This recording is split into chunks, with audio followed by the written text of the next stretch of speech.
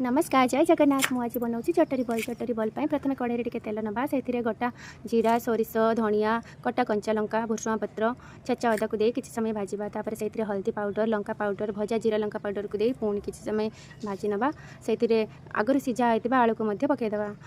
तापर स्वाद अनुसार लुण दे भल भाव में कषि गोटे प्लेट को बाहर करनवा आउ गोटे ब्रेड्र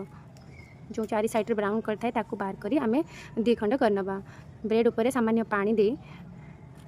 जो आगरू स्टफिंग कर रखिथे से चीज टी पूरे छोटे छोटे बल करनवा आप चाहिए अधिका चीज दे पारती मो पाखे जेहेतु अल्प थी मुझे अल्प देती आउ कढ़ाई टे तेल नवा रिफाइन तेल नवा तेल नहीं से बल गुड़ी को देदेवा तापर से गुड़ी जिते बड़े गोल्डन ब्राउन कलर हो आम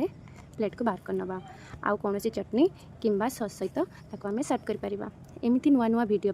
आपण मो चैनल को लाइक आउ कमेंट आउ शेयर करूँ। जय जगन्नाथ।